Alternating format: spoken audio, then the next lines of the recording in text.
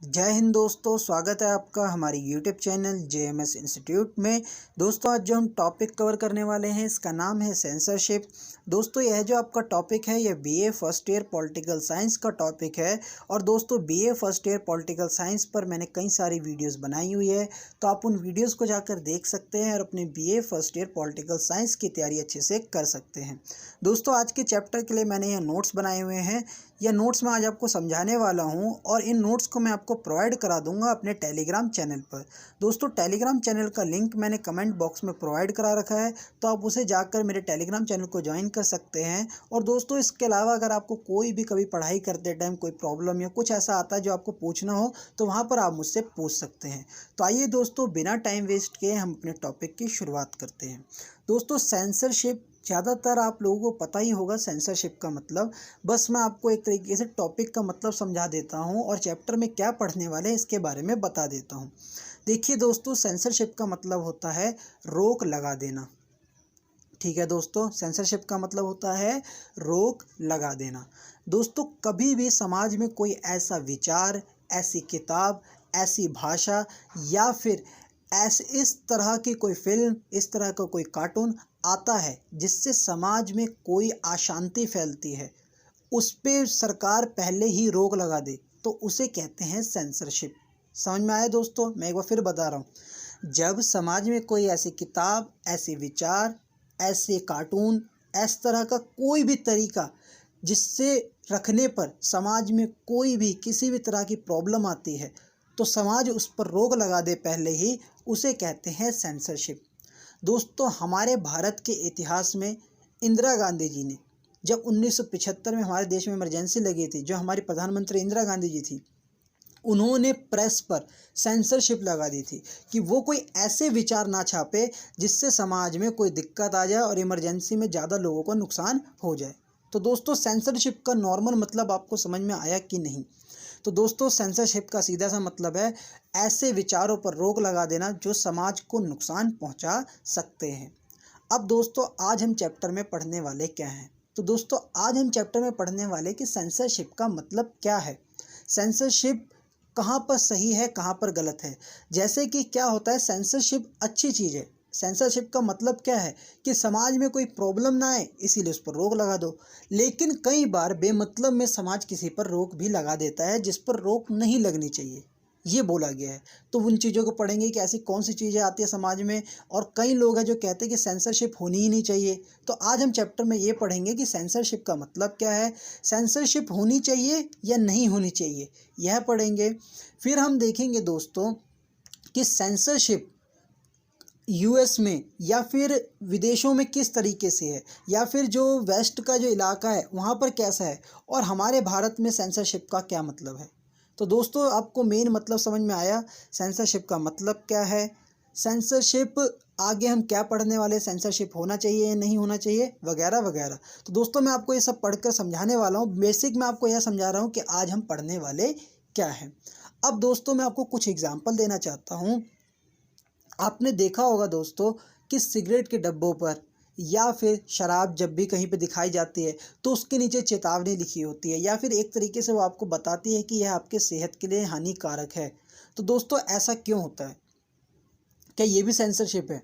देखो दोस्तों, शराब पीना, तंबाकू खाना या जो भी नशीला पदार्थ है, लोगों को पता है कि उससे नुकसान है, लेकिन सरकार ने सेंसरशिप लगा रखी है कि आप इसको बिना इसके चेतावनी के नहीं बेच सकते।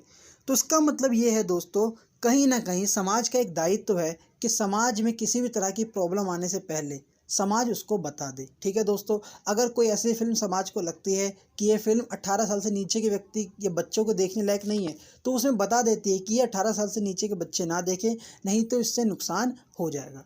तो दोस्तों आइए अगर अब हम पढ़ते हैं अपने नोट्स के हिसाब से, ताकि हमें यह और अच्छे तरीके से समझ में आए।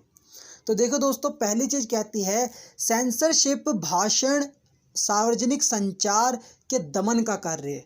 देखो दोस्तों, सेंसरशिप का मतलब है जिससे संचार मतलब पहुंच ही ना पाए। अगर मान के चले सेंसरशिप फिल्म के द्वारा पहुंचती है, सेंसरशिप किताब के द्वारा पहुंचती है, सेंसरशिप भाषण के द्वारा पहुंचती है, मतलब सॉरी, अगर कोई विचार फिल्म के द्वारा पहुंचता है, किताब के द्वारा पहुंचता है या भाषण के द्वारा पहुंचता है, उसके संचार पर रोक लगा दी जाए, मतलब उसे पहुंचने ना दिया जाए। अगर ऐसी कोई भाषण है जो समाज का नुकसान पहुंचाएगी तो उसे ना पहुंचने दिया जाए। अगर कोई ऐसी फिल्म है जो समाज के नुकसान पहुंचाई जाएगी तो उसे ना पहुंचाया जाए। इसे ही सेंसरशिप कहते हैं, जिसे आपत्तिजनक, हानिकारक, संवेदनशील, राजनीतिक रूप से गलत या असुविधाजनक माना जा सकता है। देखो दोस्तों, आपत्ति का मतलब यह है दोस्तों, कई फिल्मों में ऐसे सीन या ऐसे गालियाँ तो नहीं दिखाई जा रही जिससे कि समाज में किसी बच्चे को या फिर समाज को नुकसान हो, या जिसे देखकर समाज करे।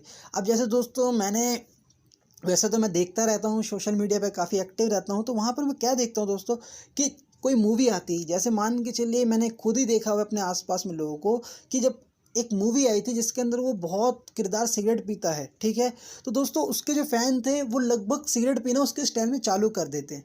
तो मतलब कहीं ना कहीं आपत्तिजनक है। तो ऐसा कुछ ना हो, जैसे मान के चलो फिल्म में ड्रग्स लेने लग गया और ड्रग्स को फिल्म में अच्छा दिखाया गया, तो अब पूरा समाज ड्रग्स लेने लग जाएगा। तो इसका मतलब यह है कि जब कोई ऐसी चीज़ हो जो आपत्तिजनक हो, हानिकारक हो, संवेदनशील हो, जिससे कि किसी को मन को बुरा लग जाए, राजनीतिक रूप से गलत हो या राजनीति के रूप में गलत हो, जब किसी मान के चलो किसी ने, अब मान के चलो नरेंद्र मोदी जी पर, हमारे प्रधानमंत्री पे कोई ऐसी फिल्म बना दी, या किसी ऐसे व्यक्ति पे फिल्म बना दी जो उसका करैक्टर नहीं है और फिल्म में दिखा दे कि इतना गलत बंदा है, तो उससे क्या होगा, असुविधाजनक है किसी की गलत छवि बनाना। तो इसके ऊपर नियंत्रण प्राधिकरण आमतौर पर सरकार और धार्मिक संस्था द्वारा निर्धारित किया जाता है।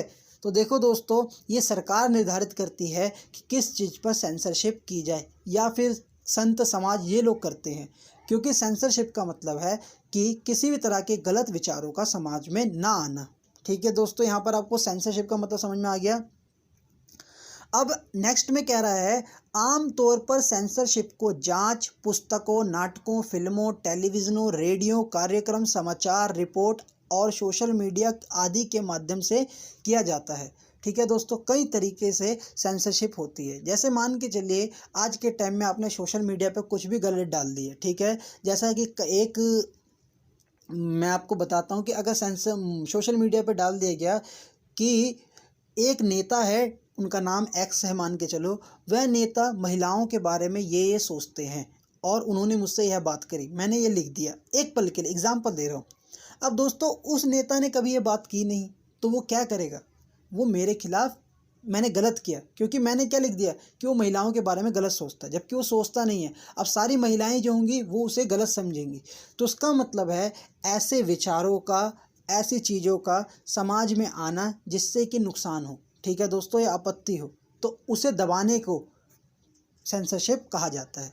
तो यहाँ पर लिखा गया है कि सेंसरशिप जांच, पुस्तकों, नाटकों, फिल्मों, टेलीविज़न, रेडियो कार्यक्रमों द्वारा समझा जाता है। ठीक है दोस्तों, अगर मैं आपको एग्जांपल दूं, एक कुक्कू शारदा नाम के फिल्म नहीं, वो जो नाटकों वगैरह में आते हैं, उन्होंने एक बाबा का रोल किया था। ठीक है दोस्तों, उस बाबा ने इनके ऊपर केस कर दिया कि इन्होंने मेरे ऊपर ये चीज़ करी। तो देखो दोस्तों, जब किसी की छवि आप खराब कर देते हो तो इसका मतलब है ऐसे विचार या इस तरह की चीज़ों का आना जो समाज में दिक्कत ला सकता है, उसे रोक लगाना ही समाज का मतलब है।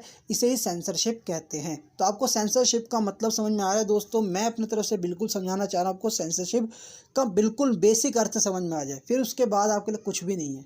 तो यहाँ पर समझ में आ गया दोस्तों, सेंसरशिप का मतलब जब सार्वजनिक सभी को नुकसान हो, या किसी टीवी, टेलीविज़न, रेडियो, इन सब के द्वारा कोई ऐसे विचार आ जाए जो आपत्तिजनक हो, उस पर रोक लगाना सेंसरशिप है। सेंसरशिप के औचित्य में भिन्नता है। कुछ सेंसर लक्षित मार्ग के साथ अभद्र या अश्लील मानते हैं, विधर्मी या निंदात्मक या देशद्रोही। इस प्रकार तीन बुनियादी सामाजिक संस्थानों, परिवारों, धार्मिक संस्थान और राज्य की सुरक्षा के बहाने विचारों को दबा दिया जाता है। देखो दोस्तों, ग्रीस काल के बाद से राजनीतिक सिद्धांत के दायरे में सेंसरशिप एक विवादास्पद मुद्दा के रूप में उभरा और फिर से उभरा। सबसे पहले हम इस चीज़ को समझते हैं यहाँ तक को। तो देखो दोस्तों, यहाँ पर यह बताया जा रहा है कि सेंसरशिप भी कई तरह की है। ठीक है, कई सेंसरशिप होते हैं अश्लील के ऊपर। मान के चलो किसी मूवी में या किसी जगह पर या कोई पोस्टर समाज में ऐसा लगा दिया जाए जिसके अंदर व्यक्ति ने, मतलब पुरुष महिला दोनों ने कपड़े नहीं पहने हुए, और वो फोटो जब लगेगी समाज में, तो क्या होगा, बच्चों के ऊपर, समाज के ऊपर क्या फ़र्क या क्या उनके दिमाग पर इम्प्रेशन जाएगा। तो कुछ सेंसर होते हैं अश्लील के मामले में, कि वहाँ पे कुछ अश्लीलता नहीं होनी चाहिए, कोई गाली ना की जा रही हो, कोई शराब ना की पिए जा रही हो। ठीक है दोस्तों, एक गाना आया था जिसके अंदर रेप का इस्तेमाल वर्ड का ज़्यादा मतलब कि अलग तरीके से दिखाया गया था, तो गलत था, अश्लील था, तो उसे हटाया गया। विधर्मी, विधर्म मतलब जो किसी धर्म को नुकसान पहुंचाता हो, कोई जो तुम्हारे भावनाओं को, जिस धर्म को हम लोग मानते हैं उसके ऊपर अगर वो ठेस पहुंचा रहा हो, निंदा कर रहा हो, उसकी बुराई कर रहा हो, अगर कोई किसी खास धर्म को बेकार बता रहा हो तो, या देशद्रोही। देशद्रोह मतलब जब देश के बारे में बोल रहा हो, जो झंडे जला रहे हो, तो इस तरह की बातें हो रही है। तो यहाँ पर ये बताएगी सेंसरशिप कई तरह की है, कुछ अश्लील होती हैं, किसी के ऊपर देशद्रोह के ऊपर, तो इनके ऊपर रोक लगाना, ऐसे विचारों पर रोक लगाना। कई बार किसी व्यक्ति पर भी हो सकता है, किसी व्यक्ति को टारगेट कर रहे हो, किसी धर्म को, या किसी तरह से। तो यहाँ पर ये बताइए ये सब चीज़ें राज्य को नुकसान पहुँचा सकती है। अगर मान के चलो इससे क्या होगा, समाज में नुकसान पहुँचा जाएगा। अगर मान के चलो बियर को अच्छी चीज़ बताई जाएगी, गाली को अच्छी चीज़ बताई जाएगी, तो समाज में क्या होगा, ये सब चीज़ें फैलेंगी, जिससे समाज हमारा पीछे चला जाएगा, समाज को नुकसान होगा। तो इसीलिए समाज इन चीज़ों पर रोक लगा देता है। ग्रीस काल के बाद से राजनीतिक सिद्धांत के दायरे में सेंसरशिप एक विवादास्पद मुद्दा रहा। तो देखो दोस्तों, जो ग्रीक, जो सबसे पहले जहाँ पर राजनीति स्टार्ट हुई थी, या सबसे पुराना समाज, वहीं से सेंसरशिप बड़ा गर्म मुद्दा है। हाल ही में शिक्षाविदों ने सार्वजनिक रूप से इस विषय की एक झलक की अभिव्यक्ति को विनियमित करने के लिए अधिक राज्य की शक्ति पर चर्चा करनी शुरू कर दी है। तो देखो दोस्तों, जो शिक्षाविद है, जो एजुकेशनिस्ट है, वो बोलते हैं कि सेंसरशिप जो है, जो सेंसरशिप है, वो कहीं ना कहीं उसको रखने के लिए समाज को शक्तिशाली होना पड़ेगा। अगर समाज शक्तिशाली नहीं होगा तो ये चीज़ कभी नहीं हो सकती। इसका मतलब यह है समाज पर इतनी पावर होनी चाहिए कि वह रोक लगा सके। तो देखो दोस्तों, एक बार हम फिर से समझते हैं कि सेंसरशिप का मतलब क्या है। सेंसरशिप का मतलब है भाषा, किसी भी तरह की आपत्तिजनक समाज में जो नुकसान पहुंचाएगी उस पर रोक लगाना। ये फिल्म वगैरह किसी भी चीज़ से हो सकती है, ये कई तरह की होती है।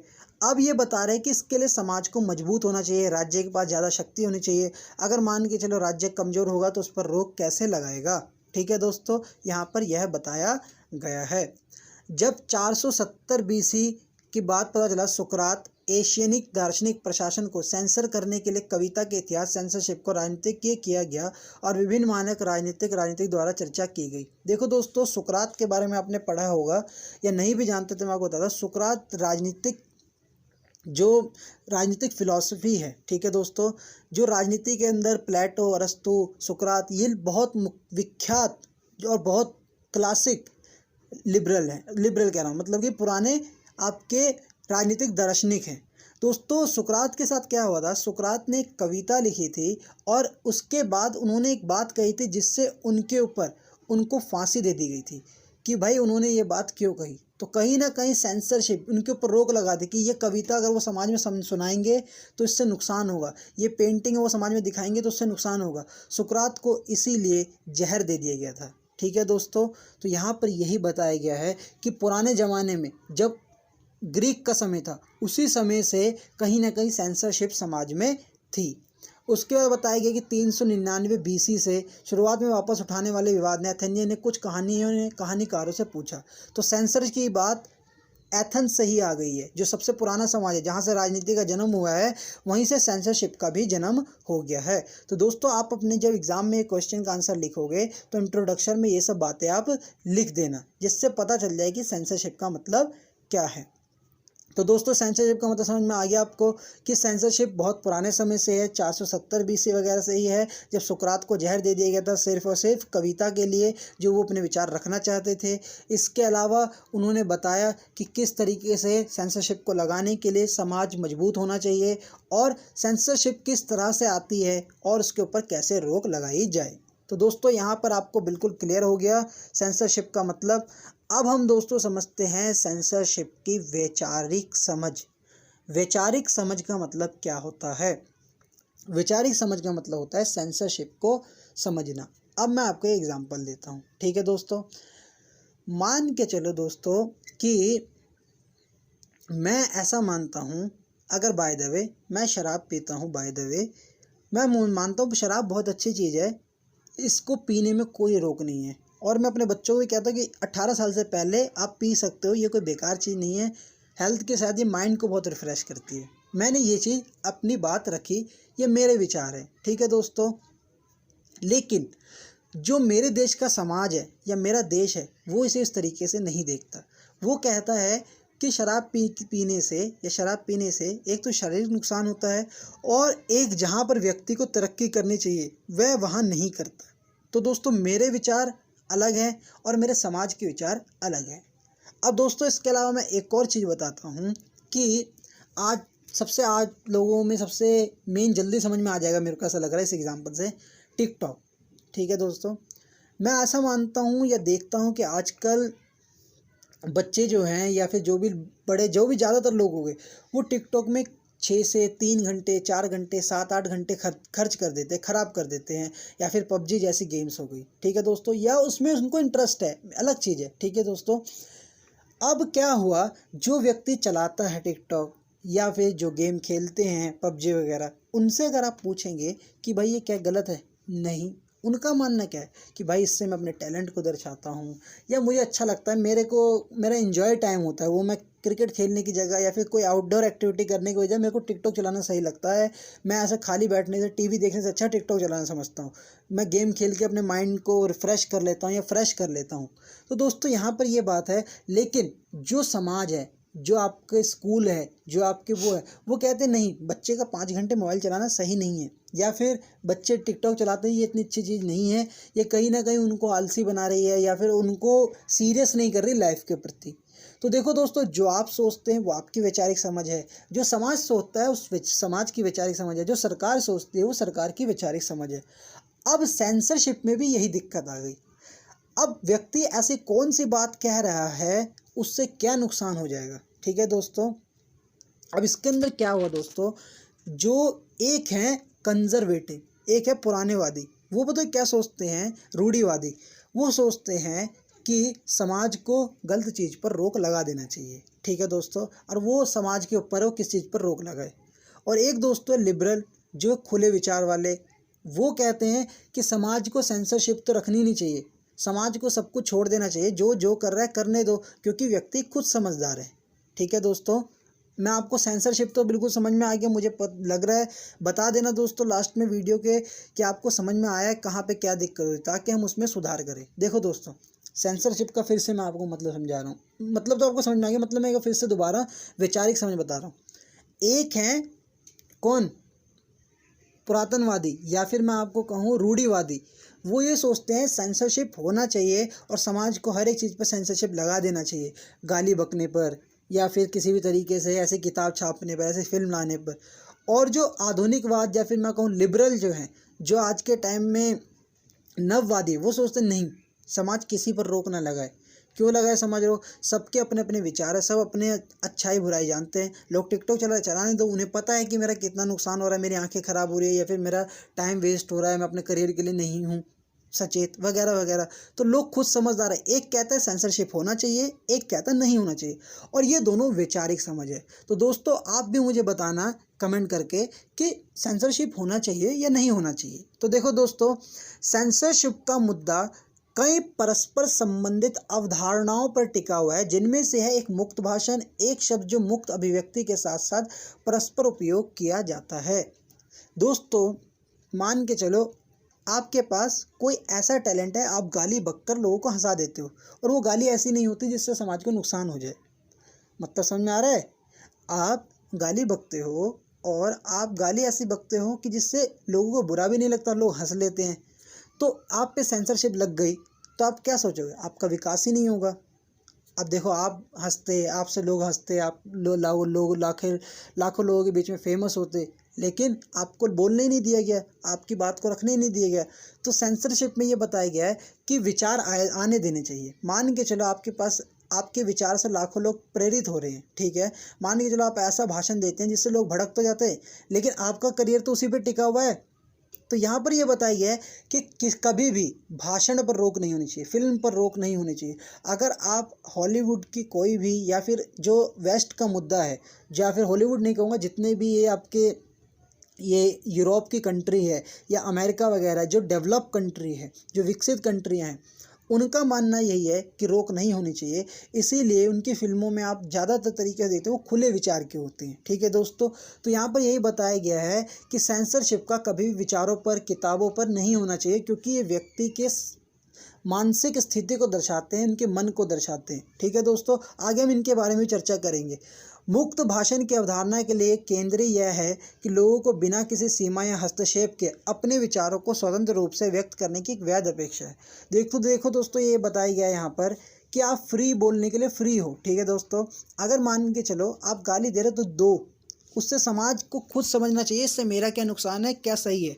इससे व्यक्ति पर रोक नहीं लगनी चाहिए, क्योंकि व्यक्ति के विचारों को दबाना नहीं चाहिए, ये माना गया। तो सेंसरशिप को यहाँ पर गलत बताया जा रहा है। सुकरात, सिसरो, प्लेटो से लेकर जे.एस. मिल तक कई मुद्दों पर चर्चा की है। देखो, सुकरात ने अपने तरीके से बताया, सिसरो ने अपने तरीके से बताया, प्लेटो ने अपने तरीके से, जे.एस. मिल ने अपने तरीके से। अब देखो दोस्तों, पढ़ के बताता हूँ। सर यशियाह बर्लिन, ठीक है दोस्तों, सर इज़ियाही बर्लिन, ठीक है दोस्तों, ISIAH वाले इज़ियाही बर्लिन, जिन्होंने अपनी प्रसिद्ध निबंध टू कंसेप्ट ऑफ लिबर्टी में स्थापित किया है और स्वीकार किया है कि राजनीतिक विचार के इतिहास में स्वतंत्रता की 2 से अधिक अवधारणा है। वे बताते हैं सकारात्मक स्वतंत्रता और नकारात्मक स्वतंत्रता। अवधारणा के बीच विपरीत ने अपने नागरिकों के संदर्भ में अपने अधिकार जताने में राज्य की भूमिका के बारे में मतभेदों पर प्रकाश डाला है। देखो दोस्तों, अगर आपने मेरी वीडियो जाकर देखी होगी कभी स्वतंत्रता वाली, तो उसमें मैंने बताया था सकारात्मक और नकारात्मक। तो दोस्तों, यहाँ पर यही बताया गया है, बर्लिन यही बता रहे हैं कि जिस तरीके से 2 स्वतंत्रता है, एक प्लस अच्छी वाली, एक बेकार वाली, लेकिन स्वतंत्रता 2 तरह की है। अब यहाँ पर देखो, सकारात्मक नकारात्मक स्वतंत्रता पहले समझ लो। सकारात्मक स्वतंत्रता वह होती है जिसमें समाज रोक लगाता है। जैसे मान के चलिए एक छोटा सा बच्चा है, मैंने ये एग्जांपल आपको शायद पहले भी दिया होगा। वो बच्चा क्या करता है, सुबह उठता है, नहीं उठता तो उसके पेरेंट्स मारते हैं। ठीक है दोस्तों, फिर वो उठता है, उसे ब्रश करवाते हैं, नहीं करने का मन होता है, उसको थोड़ा मन नहीं करता स्कूल जाने का, तब भी भेजते हैं। टीचर वहाँ पर उसे डांट के थोड़ा कहाँ होमवर्क करवाती है, उसे चीज़ें सिखाती है। फिर वो घर आता है, उसको थोड़ा खेलने दिया जाता है, फिर उसे पढ़ने के लिए बता दिया जाता है और उसे टाइम से सोने दिया जाता है। अब दोस्तों, दूसरा बच्चा है, उसे घर वाले कुछ नहीं कहते, जब उसका मन होता है उठता है, मुँह धोता है, नहीं धोता है, स्कूल चला जाता है, स्कूल नहीं भी जाता, आता है, काम करे ना करे, वो खुले रूप से। तो देखो दोस्तों, ऐसा बताया गया है कि जिसके ऊपर रोक ज़्यादा है वो तरक्की कर जाएगा, जिसके ऊपर रोक कम है वो तरक्की नहीं करेगा। अब दोस्तों, ये भी हो सकता है कि जिसको नहीं रोक लगा रहे, क्या पता ये अपने आप ही सही टाइम पे उठे, सही चले जाए, ये अलग बात है। तो यहाँ पर यह बताया गया कि सकारात्मक स्वतंत्रता वह होती है जहाँ पर रोक लगाई जाए और उस रोक से समाज का भला हो, और नकारात्मक स्वतंत्रता वह है जहाँ पर रोक ना लगाई जाए हो, लेकिन सिर्फ व्यक्ति का भला हो, समाज का बुरा हो तो हो।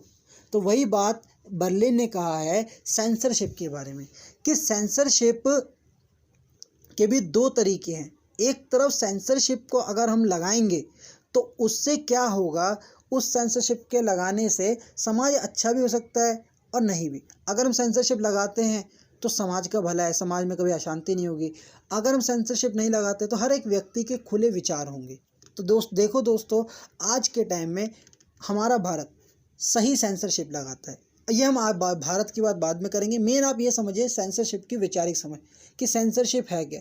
तो यहाँ पर यही बताया गया कि सेंसरशिप नहीं होना चाहिए, उसके बाद में भाषण पर रोक नहीं होना चाहिए। और बर्लिन ने बता दिया कि सेंसरशिप 2 तरह की है, एक नकारात्मक है, एक सकारात्मक। मतलब कि स्वतंत्रता से जोड़ दिया उन्होंने, कहीं भी ये नहीं बोला सकारात्मक नकारात्मक। उन्होंने मेन रूप से ये बता दिया कि इसमें भी मतभेद है, इसमें भी कन्फ्यूज़न है।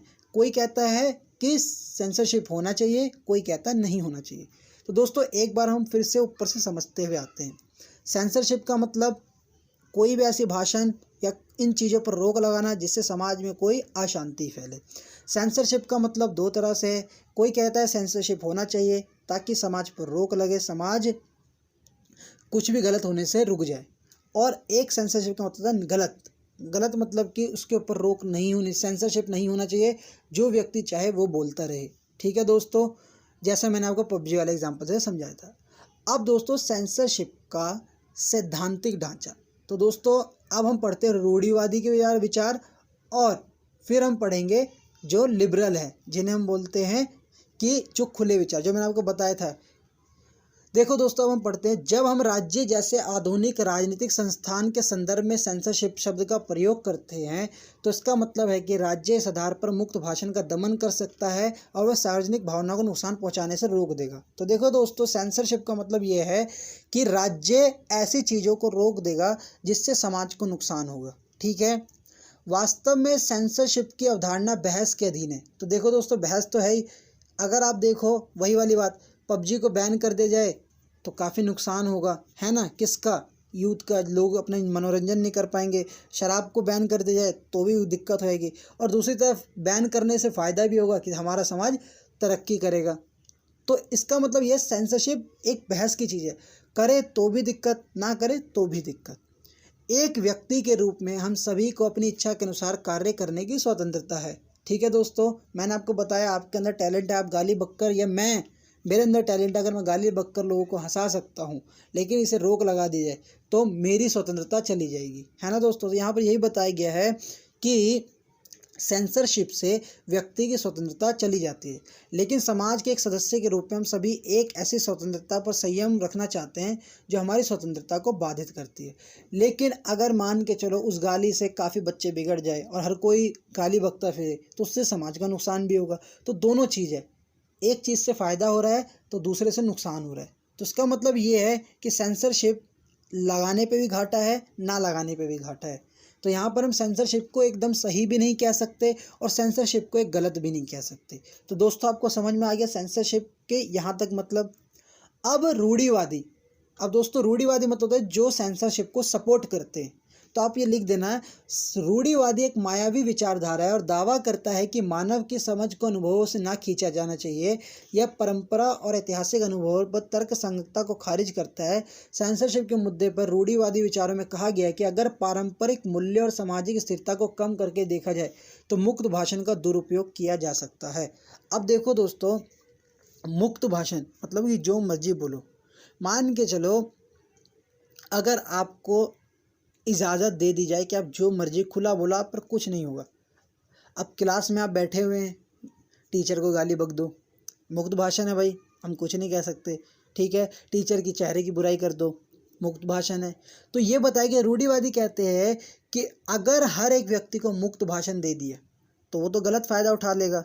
तो इसीलिए रोक होनी चाहिए, सेंसरशिप होनी चाहिए। ठीक है दोस्तों, एक क्लास का, एक समाज का क्या होना चाहिए, तो एक कहीं ना कहीं डिसिप्लिन होना चाहिए, उसे ही कहते हैं सेंसरशिप। रूढ़िवादी मानते हैं कि स्वतंत्र सरकार और स्थिर समाज के कारण व्यक्तिगत आनंद संभव है। वो मानते हैं देश समाज जब भी सही से रह पाएगा जब समाज में गलत चीज़ों पर रोक लगेगी। तो उनका मानना है कि सेंसरशिप होना चाहिए, तभी समाज सही से रहेगा। बर्क ने कहा है कि मनुष्य स्वाभाविक रूप से सामाजिक प्राणी है और उनके अधिकार, राजनीतिक संस्थान और वास्तव में उनकी सोच का तरीका उस समाज द्वारा निर्धारित किया जाता है जिसमें वो रहते हैं। दोस्तों, यहाँ पर ये बताया गया है, अगर अगर मान के चलो स्वतंत्रता दे दी जाए, ठीक है, बर्क का कहना है अगर स्वतंत्रता दे दी जो मर्जी करने की और उसके करने से समाज ही नहीं रहा, मान के चलो कोई एक देश है और उस देश ने कहा कि जो मर्जी कहो, ठीक है, उस देश में एक व्यक्ति ने पूरे देश को भड़का दिया और पूरे देश में आपस में ही उन्होंने एटम बम चला दिए, तो किसका तबाह हो जाएगा, देश, पूरा देश तबाह हो जाएगा। तो स्वतंत्रता लेके क्या करेंगे। तो यहाँ पर यही बताया गया कि जब तक समाज है तो समाज में ही तो आप मांग कर सकते हो। तो बर्क ने यही कहा है, बर्क ने कहा है कि जब समाज को सुरक्षित करने के लिए कभी भी ऐसी खुली छूट नहीं देनी चाहिए जिससे समाज बिगड़ जाए या समाज रहे ही ना। तो इसीलिए समाज को बनाए रखने के लिए सेंसरशिप जरूरी है। तो दोस्तों, यहाँ पर आपको समझ में आ गया कंजर्वेटिव रूढ़िवादी का क्या विचार है। उनका मानना है कि कोई मुक्त विचार नहीं होना चाहिए जिससे समाज में कोई नुकसान हो। समाज जब तक है तभी तक ये सारे विचार हैं, वरना कुछ नहीं है। दूसरी तरफ उदारवादियों का तर्क है कि, अब दोस्तों उदारवादी मतलब लिबरल, उदारवादियों का तर्क है पारंपरिक मूल्यों पर हमला करने पर भी मुक्त भाषण की अनुमति दी जानी चाहिए। रूढ़िवादी विचारों को पुराने पूर्वग्रहों के साथ चिपके रहने पर काउंटर करता है। देखो दोस्तों, यहाँ पर यह बताया गया है कि मैंने आपको पीछे बताया था कि मुक्त भाषण का गलत इस्तेमाल हो सकता है। टीचर को क्लास में गाली बक दी, टीचर को क्लास में बुरा बोल दिया, तो टीचर क्या सही रहेगा, उस माहौल रहेगा क्लास में पढ़ने वाला? नहीं। पर उदारवादी कहते हैं बकने दो, टीचर भी बक दे उसे, टीचर भी उसे गाली बक दे, टीचर भी उसे विचार उसके टीचर को उल्टा बोले तो टीचर उसे उल्टा बोल दे। तो उदारवादी कहते हैं कि कहीं भी व्यक्ति पर रोक नहीं होना चाहिए। ठीक है दोस्तों, व्यक्ति पर रोक नहीं होना चाहिए, उसे आज़ादी है तो इसे भी आज़ादी है, ये भी बोले। अब ये कमज़ोर है तो हम क्या करें। ठीक है दोस्तों, अब मान के चलो जैसे कि सरकार ने बोला आपको कि भाई पबजी मत खेलो, 6 घंटे खेलने से आंखें ख़राब होगी, फ्यूचर में कुछ नहीं कर पाओगे, भविष्य ख़राब हो जाएगा, ये कहीं आपका भविष्य नहीं बनाएगा, समाज वगैरह वगैरह। तो आपने बोला कि आप भी खेलो, आप नहीं खेलते इसीलिए मुझे ऐसा बोलते हो, तो आपने उनको चुप करा दिया। तो उदारवादी कहते हैं कि ये सब हमारे ऊपर है, मुक्त भाषण की अनुमति होनी चाहिए, किसी भी तरह से व्यक्ति पर रोक नहीं लगानी चाहिए। अगर हम कोई फिल्म ला रहे हैं, उस फिल्म में कोई भड़काव है तो लोगों की मर्जी है, देखे ना देखे, हम लोगों को ज़बरदस्ती थोड़ा ना दिखा रहे हैं। हम तो अपनी फिल्म लाए हैं, हमने तो किताब छापी है, लोगों को ज़बरदस्ती थोड़ा ना पढ़ा रहे हैं। हम भाषण दे रहे हैं, लोगों को ज़बरदस्ती थोड़ा ना सुना रहे हैं। तो यहाँ पर उदारवादियों का मानना एक ही है दोस्तों कि अपनी चीज़ों से चिपके मत रहो। ठीक है, पुरानी चीज़ों में मत अड़े रहो। उन्होंने साफ बोल दिया है कि व्यक्ति को उसके विचार रखने से नहीं रोका जाना चाहिए। जे.एस. मिल अपनी पुस्तक लिबर ऑन लिबर्टी का तर्क है में बताते हैं वह कि पारंपरिक मान्यता ढकोसले हैं, पुरानी चीज़ें ढकोसले कि भाई लोगों को समाज में सेंसरशिप लगाए रखो, ये एक जीवित सत्य नहीं होगा। जे.एस. मिल का तर्क है जब हम हठ धर्मी तरीके से विश्वास रखते हैं तो कोई विकल्प हमारे माध्यम से नहीं मिल सकता, हमें सुनना और सोचना बंद कर देते हैं, इसलिए हमारे लिए खुले दिमाग और विचारशील बने रहने के लिए विरोध आवश्यक है। तो दोस्तों ये बताया गया है कि जब तक समाज में विचार नहीं आएंगे तब तक उन विचारों को रोका नहीं जाएगा, और विचारों को रोका नहीं जाएगा तब तक समाज तरक्की नहीं करेगा। जे.एस. मिल का मानना है कि अगर कोई गेम या फिर कोई ऐसे पबजी गेम खेल के बच्चे मान के चलो अपना टाइम वेस्ट करे, या टिकटॉक चला के टाइम वेस्ट कर रहे हैं, तो क्यों ना समाज ऐसी चीज़ लाता है जिससे कि उनका दिमाग चले, वो उस पर रोक ना लगाए, वो टिकटॉक के बदले ऐसी कोई पढ़ाई की ऐप ले आए, या फिर ऐसी कोई गेम ले आए जिससे बच्चे पढ़ने लग जाएं, या फिर उस गेम को खेल के बच्चों का दिमाग इंटेलिजेंट बन जाए। तो वो ये कहता है जब तक समाज में कोई चीज़ आएगी तो दूसरी चीज़ भी उसके बदले में आनी चाहिए, उस पर रोक नहीं लगा देना चाहिए। मान के चलो अगर कोई गाली बक रहा है तो उसको इस तरीके से हमें मनाना चाहिए कि वो गाली बकना बंद कर दे, ना कि हम उसका मुंह बंद कर दे। तो यहाँ पर जे.एस. मिल का बड़ा अलग सा विचार है, या फिर जे.एस. मिल का थोड़ा सही विचार है। वो कहते हैं कि समाज में हर तरह के विचार आने दो। मान के चलो कोई ऐसी फिल्म आ रही है जो हमारे ऊपर रोक या हमारे समाज को गाली दे रही है, या हमारे भगवान को उल्टा बोल रही है, या कुछ भी ऐसा कर रही है जिससे लोग भड़क रहे, तो लोग उस फिल्म को ना देखे, या फिर देखे तो कोई ऐसी फिल्म लाए जिससे उसका जवाब दे सके। तो दोस्तों ये माना गया कि हर एक विचार को आने देना चाहिए ताकि दूसरा विचार उसको कवर कर सके। तो दोस्तों यहाँ पर आप समझ में आ गया आपको कि कहीं ना कहीं सेंसरशिप का सैद्धांतिक ढांचा क्या है। तो यहाँ पर यही बताया गया है दोस्तों कि सेंसरशिप का रूढ़िवादी ढांचा अलग है, वो मानते हैं कि सेंसरशिप होना चाहिए, और जो आपका उदारवादी है उनका मानना अलग है, वो कहते हैं नहीं होना चाहिए, हर तरह के विचार आने दो दूसरे विचारों को, तभी एक विचार को दूसरा विचार काट पाएगा। अभिव्यक्ति की स्वतंत्रता, पाखंड, आत्मसंतुष्टि और बौद्धिक सुस्ती को चुनौती देता है, और बोलने की स्वतंत्रता में सत्य की खोज करने में सक्षम है। तो दोस्तों ये बताया गया है कि जब तक हम बोलेंगे नहीं तब तक कोई नई खोज नहीं होगी या कोई नई चीज़ नहीं आएगी, ये चीज़ बताई गई है। दोस्तों यहाँ पर आपके मेन टॉपिक का समझने वाला जो किताब में लिखने वाला पॉइंट है या एग्ज़ाम वाला पॉइंट है, ये सारे के सारे यहाँ तक पूरे हो गए। तो दोस्तों एक बार आप इसे फिर से समझ लीजिए। सेंसरशिप, रोक लगाना फिल्मों पर, किसी भी चीज़ पर, यह बताया गया। सेंसरशिप का वैचारिक ढांचा, सेंसरशिप सही भी है नहीं भी है। सेंसरशिप के बारे में फिर बताया गया कि सेंसरशिप में रूढ़िवादी क्या सोचते हैं और आपके उदारवादी क्या सोचते हैं। अब दोस्तों मुद्दे, आज के टाइम में समाज में ऐसी ऐसी चीज़ें आई हैं जिससे कि समाज में अशांति हुई या वो सेंसरशिप के मध्य आ गए। देखो दोस्तों यहाँ पर बताया गया है, the issue of censorship have once again drawn the attention of public political debate. अब समाज में ऐसी चीज़ें आई जिससे सही कहीं ना कहीं समाज में फिर सेंसरशिप एक दिक्कत हो गई। Protest over the Hollywood film Innocence of Muslims, Jyllands Postens cartoon controversy, mention the public Salman Rushdie's novel Satanic Verses ban on Taslima Nasreen book दिवादिनता and once again drawn the attention of public political debate on the issue of censorship. देखो दोस्तों ये कुछ चीज़ें ऐसी आई थी, ये कुछ चीज़ें अमेरिका की तरफ या फिर मैं कहूँ कि हॉलीवुड में या फिर जो अपना यूरोप का तरफ है उस जगह ऐसी चीज़ें आई जहाँ पर कहीं ना कहीं एक धर्म को, मुस्लिम धर्म को लेकर उस फिल्म में या उन किताबों में या उन पोएम्स में ऐसा दिखाया गया जिससे कि उनकी भावनाओं को ठेस पहुंचा। उन्होंने उनके मेन पूज्य देवताओं को, भगवानों को गलत बताया। ठीक है दोस्तों, तो उसके ऊपर सेंसरशिप लगनी चाहिए या नहीं, उसके ऊपर सेंसरशिप नहीं लग रही थी, तो ये एक मुद्दा बन गया कि एक धर्म के ऊपर ऐसा क्यों दिखाया जा रहा है और ये गलत है। ठीक है दोस्तों, ऐसा वहाँ पर ऐसा भी हुआ है कि कुछ कुछ फिल्मों में भगवान के ऊपर या उनके ऊपर सीधा सीधा उनको गलत चीज़ों के साथ जोड़ा जाता था। तो यहाँ पर ये बताया गया है कि ये आजकल के मुद्दे हैं जिसमें सेंसरशिप एक दिक्कत है। दोस्तों, इससे क्या हुआ था, 2012 के समय की बात है ये सारी। तो ये सब चीज़ें जब आई थी तो उस जगह पर धर्म के लेके काफ़ी कट्टरपंथी या फिर कहें कि समाज में बड़ी दिक्कत आ गई थी, लड़ाई झगड़े बहुत हो गए थे। देखो दोस्तों, एक एग्जाम्पल से बताया गया है कि एक कंपनी थी अमेरिका में, उसने शूज़ बनाए और image of Hindu God goddess imprinted on them, उसके ऊपर भगवान की फ़ोटो लगा दी। देखो दोस्तों, जूते अब उन्होंने सिर्फ उस मकसद से लगाया जैसे कि वो अपने टी शर्टों पे लिख लेते हैं, या फिर उन्होंने एक मार्क के रूप में, एक कहीं ना कहीं साइन के रूप में दिया। लेकिन हमारे हिंदू धर्म के हिसाब से या फिर हिंदू धर्म के अनुसार उस जगह पर भगवान की छपाई, जूते को गलत चीज़ माने जाते हैं, तो उस पर छपाई को गलत माना गया। तो यहाँ पर यह बताया गया कि फिर बाद में उसे हटा लिया गया। उसके बाद में दोस्तों, एक पीछे ही हमारे इंडिया में ही कोई ऐसी कंपनी आई थी जिसने डोरमेट होते हैं ना, आपने देखा होगा कि और कंपनी के जो हैं लोग, मतलब कि शॉर्ट्स वगैरह पर कंट्री के झंडे बने होते हैं, टी शर्ट्स पर, किसी भी तरह की चीज़ों पर। लेकिन भारत में चीज़ें हमारे, हम इस झंडे को अलाउड नहीं करते इस जगहों पर, क्योंकि हम इसे गलत मानते हैं ना दोस्तों। तो यहाँ पर ये बताया गया है कि भगवान का इन चीज़ों पर छपे होना, एक डोरमेट पे भारत का झंडा छपा हुआ था, तो उनके हिसाब से उन्होंने ऐसा लिखा, लेकिन इसने हमारी मान्यताओं को ठेस पहुँचाया। तो उस दिन पता चला, या उन दिनों से पता चला कि अभी ये सारे कुछ मुद्दे हैं जो सेंसरशिप का मुद्दा है, इन चीज़ों पर सरकार ने रोक लगाई।